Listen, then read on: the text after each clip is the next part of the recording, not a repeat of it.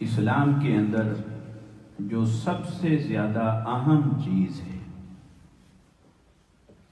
وہ دین سے بھی پہلے دین پہنچانے والی ذات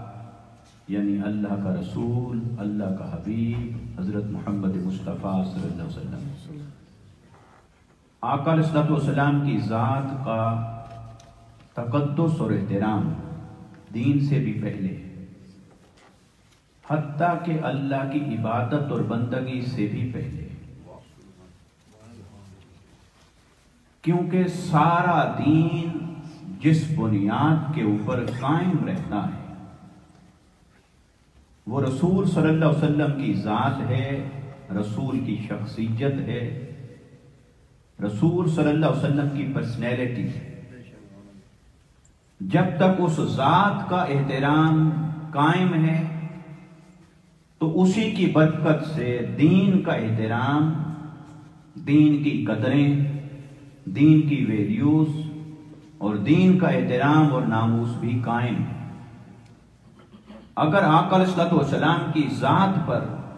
کوئی حرف آتا ہے، اللہ نہ کرے،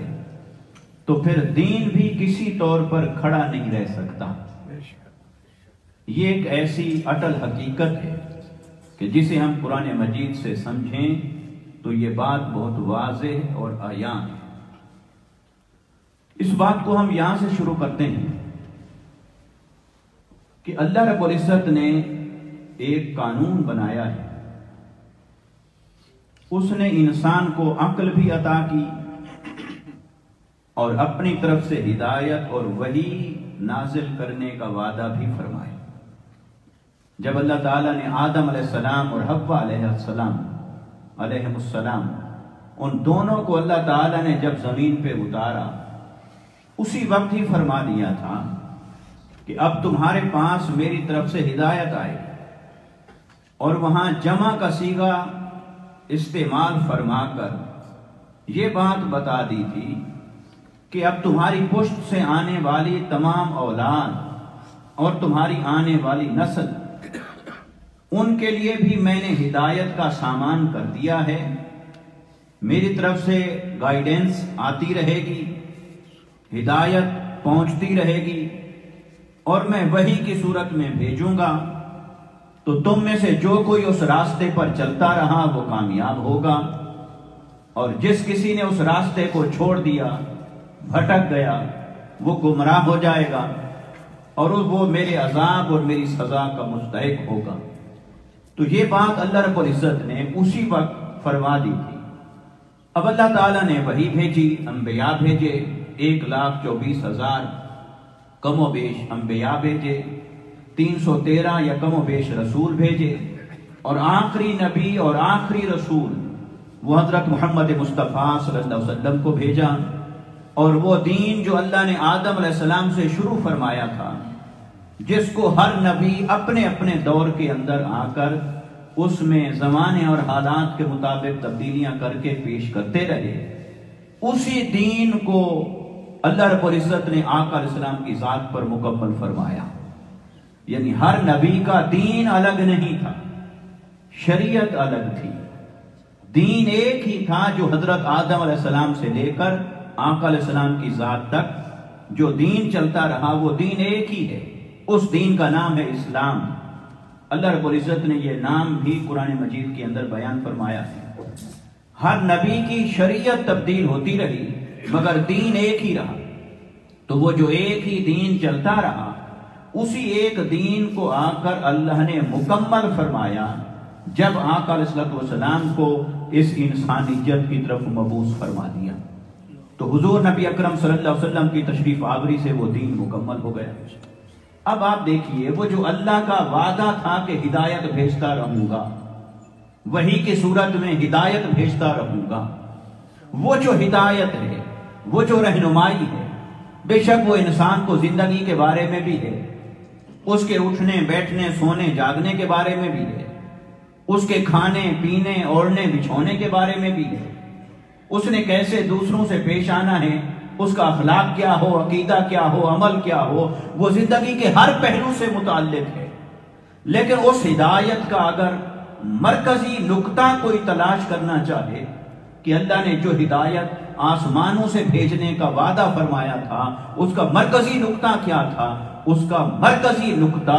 اللہ کی معرفت اور پہچان ہے،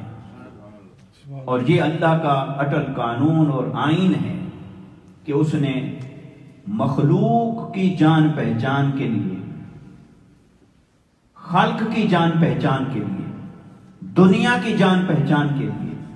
انسان کو عقل عطا فرمائی ہے،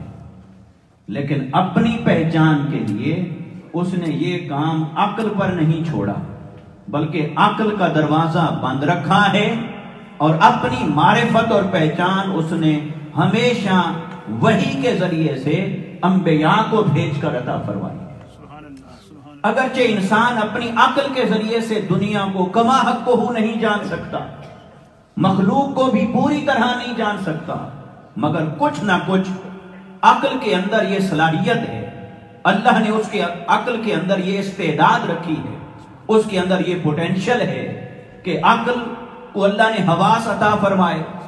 آنکھ بھی اس کی ہیلپ کرتی ہے، وہ دیکھ کر عقل کو فیڈ بیک دیتی ہے، کان بھی اس کو سن کر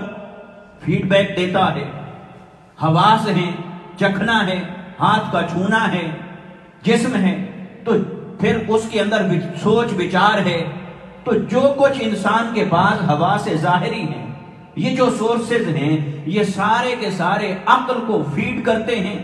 اور عقل کو سپورٹ کرتے ہیں، اور وہ سارا کچھ جو انالیسز عقل نکالتی ہے اور تجزیہ کرتی ہے، وہ سب کچھ اس کی رینج کہاں تک ہے، وہ زمین کے بارے میں کچھ جان سکتی ہے، ہوا کے بارے میں کچھ نہ کچھ جان سکتی ہے، پانی کے بارے میں جان سکتی ہے، انسان کے بارے میں جان سکتی ہے، عقل انسان کے اندرونی نظام کے بارے میں کچھ جان سکتی ہے، اس کی صحت اور اندر اس کے کام کرنے والے اعضاء اور ان کے فنکشن کے بارے میں کچھ جان سکتی ہے، عقل انسان کو زمین کی پیداوار کے بارے میں کچھ بتا سکتی ہے، زمین اور ہوا کے بارے میں بتا سکتی ہے۔ یہ عقل کی جہاں تک رینج ہے، یہ مخلوقات کے بارے میں تو اسے بہت کچھ بتا سکتی ہے، لیکن یہ عقل اسے خالق کے بارے میں کچھ بھی بتانے سے قاصر ہے۔ بس عقل اتنا تو کہہ سکتی ہے کہ کوئی ہے جو اس کائنات کو پیدا کرنے والا ہے، کوئی ہے جو اس کائنات کو چلانے والا ہے، یہاں تک تو عقل جا سکتی ہے، مگر اس سے آگے عقل کا دائرہ نہیں ہے، عقل کی ایکسیس نہیں ہے، عقل کی پہنچ نہیں ہے کہ پھر وہ کیسا ہے، وہ اللہ رب العزت، وہ خالق کائنات وہ کیسا ہے، پھر اس کی ذات کیا ہے، اس کی صفات کیا ہیں، اس کی رضا کیا ہے، اس کی ناراضگی کیا ہے، اس کا حکم کیا ہے، وہ ہم سے کیا چاہتا ہے، اس نے ہمیں کیوں پیدا فرمایا ہے، یہ سارے سوالات وہ ہیں کہ یہاں پہنچ کر عقل بے بس ہو جاتی ہے۔ اس لیے اللہ رب العزت نے اس انسان کی رہنمائی کے لیے ایک دوسرا سورس عطا فرمایا، اس سورس کا نام ہے وحی۔ تو گویا انسان کی رہنمائی کے لیے عقل بھی ہے اور انسان کی رہنمائی کے لیے وحی بھی ہے۔ دنیا اور وما فیہا کے متعلق کچھ نہ کچھ حقائق جاننا یہ عقل کی دسترس کے اندر ہے، عقل کی پہنچ کے اندر ہے، عقل کی ایکسیس ہے، عقل اسے کچھ نہ کچھ جان سکتی ہے، مگر خالق کے بارے میں جو بھی معرفت ہوگی، اس کی جو بھی پہچان ہوگی، اس کی ذات کے بارے میں جو کچھ بھی حقائق ہوں گے، وہ انسان کو سوائے وحی کے اور کسی ذریعے سے معلوم نہیں ہو سکتے۔ اور وہ وحی اللہ نے جب بھی بھیجی تو اپنے انبیاء کرام کو منتخب فرمایا اور ان کے ذریعے سے ہدایت کے لیے دروازہ کھولا ہے۔ تو انسان کے پاس یہ جو دونوں سورس ہیں، ایک عقل ہے، اس کے حواس ہیں، اور ایک ہے وحی الہی۔ تو عقل ایک لمیٹڈ حیثیت رکھتی ہے اور وحی الہی اس سے آگے رہنمائی کرتی ہے۔ اب آپ اس نقطے پر پہنچ کر ہم آگے اگلی بات کرتے ہیں کہ اللہ نے وحی کو جب بھی بھیجا، وحی کو بھیجا اپنی معرفت کے لیے۔ اللہ نے وحی نازل فرمائی تاکہ انسان اللہ کو جان سکے، اللہ سے اس کا ریلیشن قائم ہو سکے، اللہ کے ساتھ اس کا ربط اور تعلق قائم ہو سکے، وہ اللہ کی عبادت اور بندگی کر سکے، اللہ کو راضی کر سکے اور اللہ کی ناراضگی کو جان سکے۔ اس مقصد کے لیے اللہ نے بھیجی وحی۔ تو وہ جو وحی کی صورت میں اس نے ہدایت بھیجی جو انسان کی بنیادی ضرورت ہے، اس ہدایت کو اللہ نے جب بھی بھیجا اسے ہمیشہ مشخص کر کے بھیجا. یعنی وہ ہدایت جب بھی اس نے اتارنا چاہی تو کسی ایک وجود کے اندر رکھ کر اتاری ہے. وہ ہدایت اس نے جب بھی عطا کرنا چاہی وہ کسی پیکر کے اندر رکھ کر انسانوں کو عطا فرمائی ہے. وہ ایسا نہیں ہوا کہ اس نے کسی اور ذریعے سے بھیج دی ہو، کوئی کاغذ اتار دیا ہو، نہیں. ہر انسان کو خود سے آواز دے کر بتا دیا ہو، نہیں. کسی اور ذریعے سے اسے خبر دے دی ہو، نہیں. اللہ نے اپنی معرفت کے بارے میں انسان کی رہنمائی کا وہ پورشن جس کا تعلق وحی الہی کے ساتھ تھا، جس کا اللہ نے وعدہ فرمایا تھا پہلے دن سے کہ میں وہ اپنی رہنمائی تم پر اتاروں گا، تمہاری طرف بھیجوں گا، اپنی طرف سے گائیڈنس بھیجوں گا تمہارے لیے. اس کا جو بھی پورشن اللہ نے جب بھی اتارا ہے اس کو نہ کاغذ میں رکھا نہ کسی آواز میں رکھا، اس کو جب بھی اتارا ہے کسی نہ کسی نبی کے وجود کے اندر رکھا ہے، نبی کے شخصیت کے اندر، اس کے پیکر کے اندر رکھ کے بھیجا. حضرت آدم علیہ السلام سے لے کر آقا علیہ السلام کی ذات تک جتنے بھی انبیاء تشریف لائے وہ سب سر سے پاؤں تک وہ وہی ہدایت تھے اور ہدایت کی تصویر تھے. اللہ تعالیٰ نے جو بھی ہدایت اتاری اس کو انبیاء کے آئینے کے اندر رکھ کے اتارا ہے تاکہ انسان ان سے انٹریکشن کر سکے، انبیاء کرام کی ذات سے اس کا تعلق و ربط قائم ہو سکے، اور ان سے جب تعلق قائم ہوگا تو جو ہدایت میں نے نازل فرمائی ہے وہ اس ہدایت تک پہنچے گا. اس لیے اگر ہم قرآن مجید سے دیکھیں تو اللہ تعالیٰ نے جب بھی ہدایت بھیجی اپنی طرف سے، آسمانی ہدایت جب بھی بھیجی تو آپ سمجھیں ہدایت نہیں بھیجی، ہادی بھیجا، ہدایت دینے والا بھیجا. ہدایت کو جب بھی بھیجا تو ہادی بھیجا. اب وہ ہادی ہر قوم میں، ہر علاقے میں، ہر زمانے میں اس ہادی کو اللہ نے معجزات بھی دیے، اس ہادی کو اللہ نے کچھ نشانیاں بھی دی. جب لوگ، ہر زمانے کے لوگ سوال کرتے تھے اس نبی سے، اس ہادی سے، ہدایت دینے والے سے کہ ہم آپ کو کیسے مان لیں، ہم آپ پر کیسے بلیو کریں، ہم آپ پر کیسے یقین کریں کہ آپ وہی ہدایت لے کر آئے ہیں جو اللہ نے پہلے دن سے وعدہ فرمایا ہے، آپ اسی ہدایت کو لے کر آنے والے ہیں، ہم یہ بات آپ کی کیسے مانیں.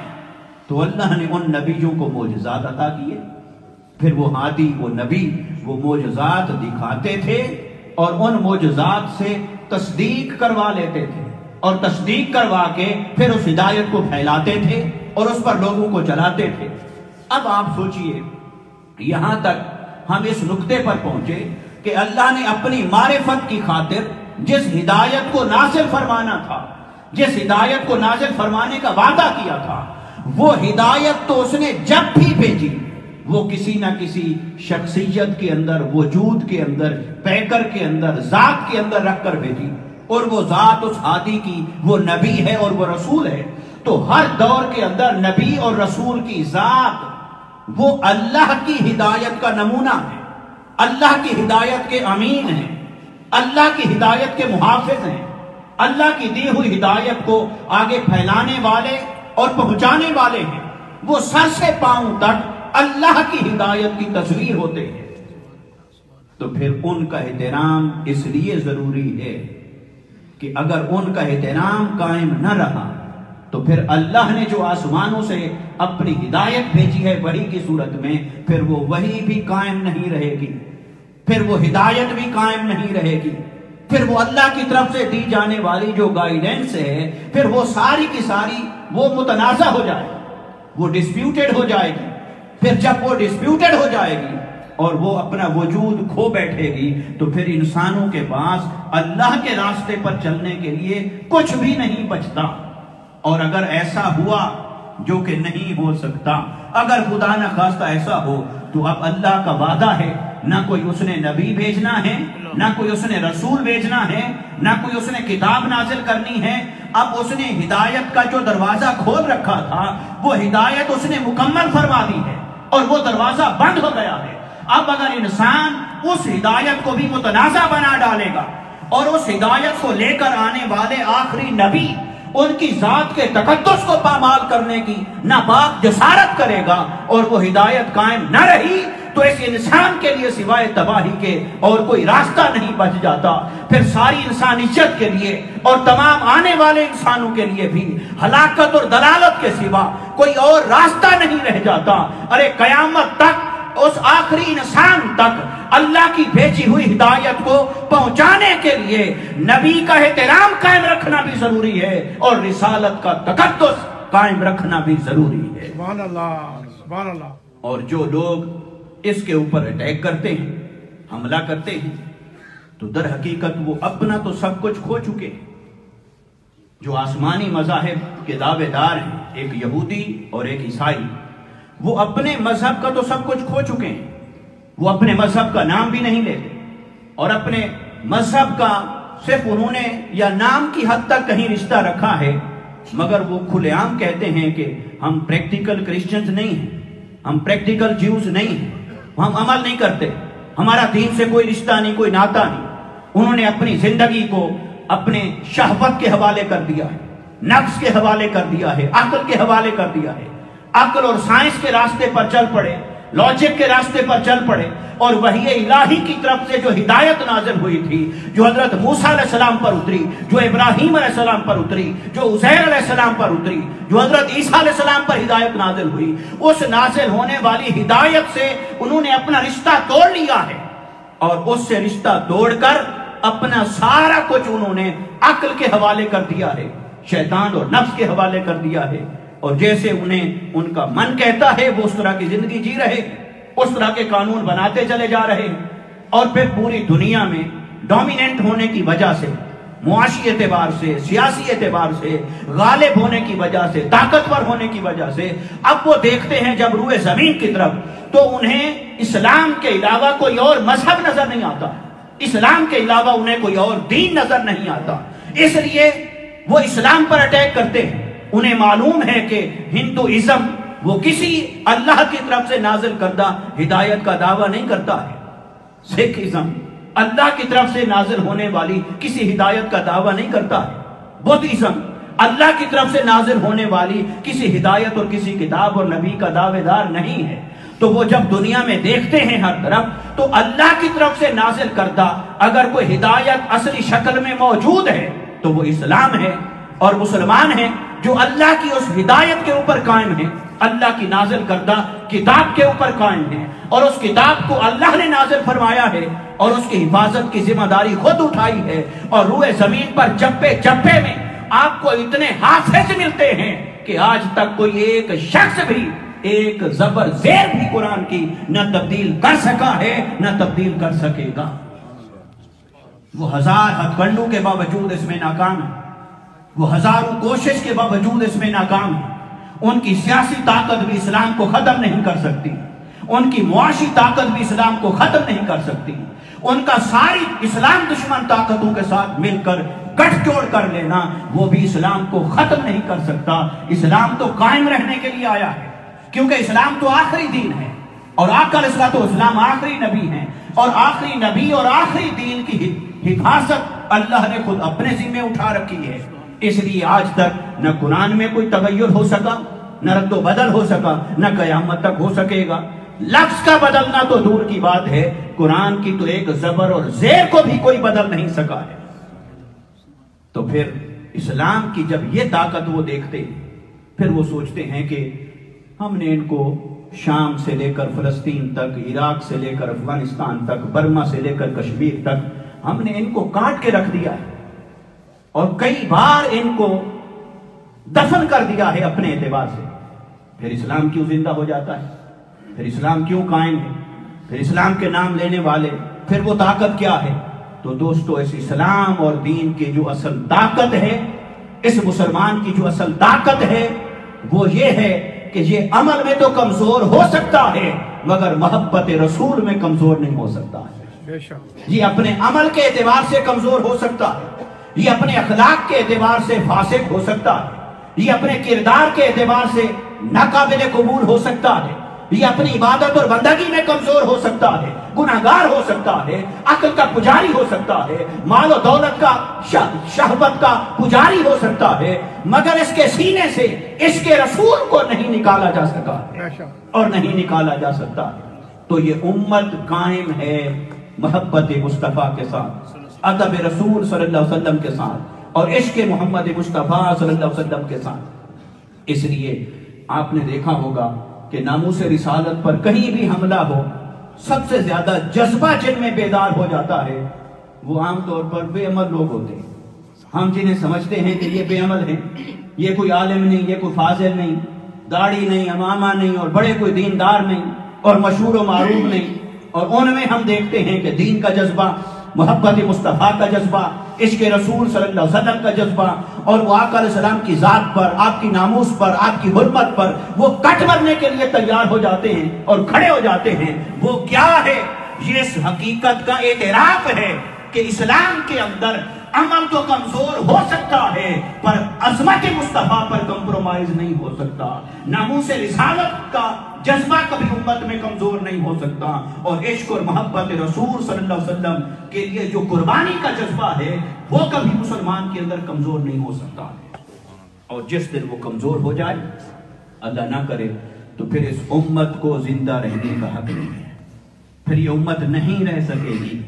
اگر اس امت نے قائم رہنا ہے تو ناموس رسالت کو قائم رکھنا ہے، اس امت نے قائم رہنا ہے تو عظمت مصطفیٰ کے اس تقدس کو قائم رکھنا ہے،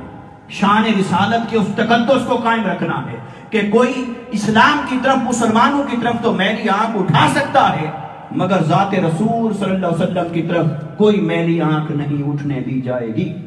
اور وہ قیامت تک جب بھی کوئی آقا علیہ السلام کی ذات کی طرف کوئی انگلی اٹھائے گا تو وہ انگلی کٹ جائے گی، جو آقا علیہ السلام کی ناموس پر کوئی زبان درازی کرے گا وہ زبان بھی کٹ جائے گی۔ آقا علیہ السلام کی ذات کا جو تقدس ہے وہ مسلمانوں کے اندر اس لیے ضروری ہے کہ یہ قائم ہے تو دین قائم ہے،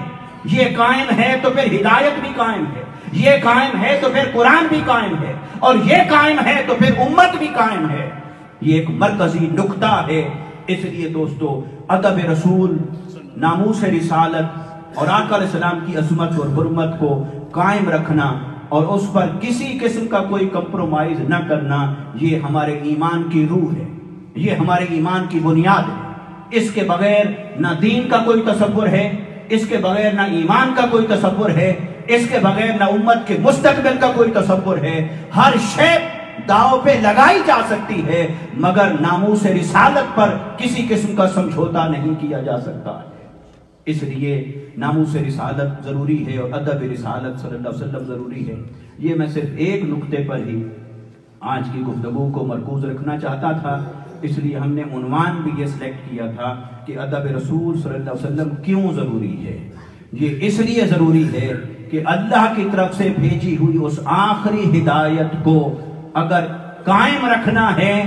تو پھر رسالت کی ذات پر، حرمت پر کوئی سمجھوتا نہیں ہے۔ ناموس رسالت کو اسی طرح قائم اور دائم رکھنا ہے، اور ادب اور عشق رسول اور محبت رسول صلی اللہ علیہ وسلم کے ذریعے سے ناموس رسالت کا تحفظ کرنا ہے۔ یہ قائم ہے تو پھر امت قائم ہے اور دین قائم ہے، اور اللہ نہ کرے کہ اس پہ کوئی حرف آتا ہے تو پھر نہ دین رہتا ہے نہ امت رہتی ہے۔ یہ ایک آخری نقطہ ہے، اس کو قیامت تک کے لیے اسی جذبے کے ساتھ بیدار رکھنا ضروری ہے۔ اس کے لیے مسلمان کبھی نہ دنیا کے مفاد کی وجہ سے کمزور ہوتا ہے، نہ کوئی باہر رہنے والے بھی اسی جذبے سے ناموس رسالت کے اوپر کٹ مرنے والے ہیں جیسے کوئی مسلمان ملک کے اندر رہنے والا ہے۔ یہ وہ نقطہ ہے جو ہمارے ایمان کی اصل روح ہے، بنیاد ہے، ہماری اصل ہے۔ اس کے اوپر ہم نے کبھی کوئی سمجھوتا نہیں کرنا۔ اپنی اولادوں کو آقا علیہ السلام کی ناموس اور ادب اور محبت کا سبق پڑھانا ہے، اور کچھ آپ پڑھا سکیں یا نہ پڑھا سکیں، مگر آقا علیہ السلام کی محبت، ادب اور ناموس کا سبق ایسا پڑھا جائیں کہ پھر وہی سبق ہی انہیں دین کے اوپر قائم رکھنے کے لیے کافی ہوگا۔